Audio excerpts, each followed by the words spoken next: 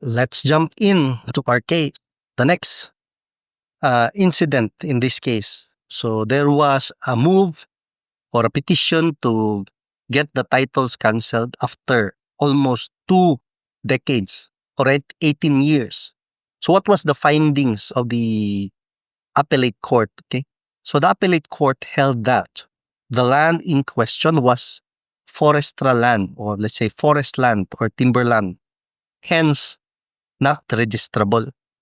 Di man 18 years later, there was no evidence on record to show that the land was actually and officially delimited and classified as alienable or disposable land of the public domain. Therefore, the court of first instance or the regional trial court did not acquire jurisdiction to take cognizance of the application for registration and to decide the same. Consequently, the action to declare null and void the decision for lack of jurisdiction did not prescribe because there was no jurisdiction. So that is a common legal principle. So the dispositive portion of the appellate court's decision, kan tumitumoy ba, last paragraph. Wherefore, judgment is rendered in favor of petitioner and against respondents, and as prayed for, the decision is hereby declared null and void. Null and void ang decision sa regional trial court and accordingly set aside. So wala na visa. No? And the original certificate of title and transfer certificate of titles derived from the OCT as well as any other derivative titles are declared null and void. Imagine kung nakapalit ka, let's just say 18 years after the issuance of the title, ang imo napalit nga yuta, na-cancel. No? And the respondent register of deeds is ordered to cancel said titles, and the parcels of land covered thereby are ordered reverted to the state without pronouncement as to costs. So muna itong topic dire. Land title, judicial titling, di man maklaro. Reversion cases. So muna ito ang topic dire nga ano ko tayo sakit akong bakong. So the parcels of land were ordered reverted to the state without pronouncement as to cost. Kung ikaw tagiya sa yuta, kapalit ka, di ka mag-uol. Surprise kayo, di ba? Imagine na, 18 years later, almost 2 decades. What if nakatukod na ka din balay? What if natukod din mo da building, dako na kayo na-invest for land development, and suddenly, ana lang ang resulta? It would be a nightmare, di ba? So, yeah, I will see you in the next episode and let's see kung sa stand sa petitioners for the motion for, kanifile man sila og motion for reconsideration. So as usual, since this is my advocacy, sharing the landmark cases and most recent updates, pero ang recent updates mo lisod tag pangita kung ako raw sa.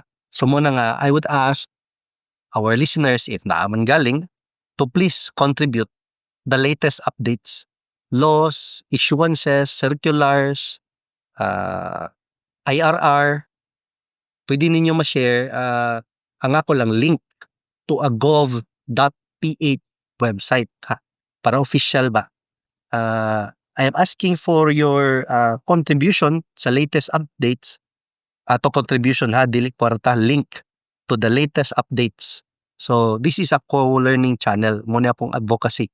How to avoid land disputes. And if you're already in a land dispute, try to find the route, choose the way towards peace, no? Kay dugay kay mga manang kaso, dugay kayo.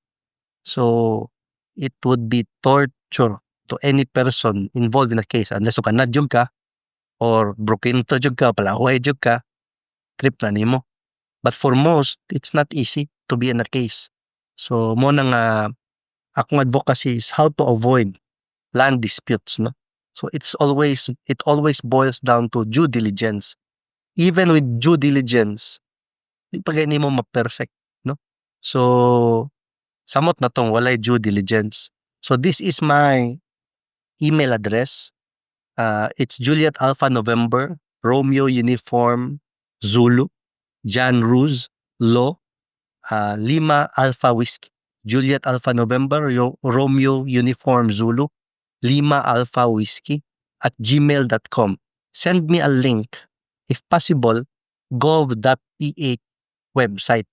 Kaya mga recent ba, 2025 na IRR, revenue regulation, circular, even naman sa mga Supreme Court circulars, mga latest, please, no?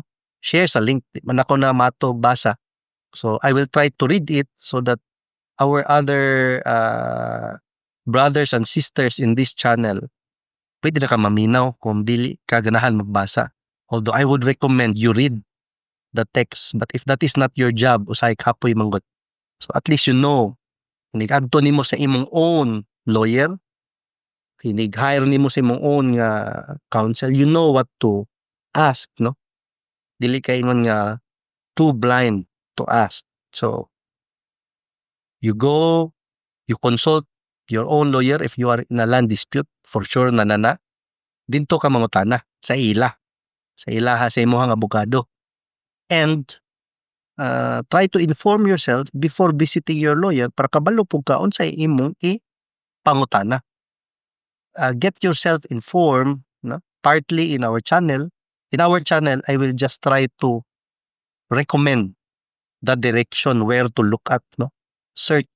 So it always boils down to the gov.ph website. So try to read and learn. Then you go to your own lawyer and ask, no? Dili diri sa amo, no? I mean, you are welcome, but it is always preferred that you go to your own existing lawyer. Okay? So wala man ta nag-channel diri para diri mo padong.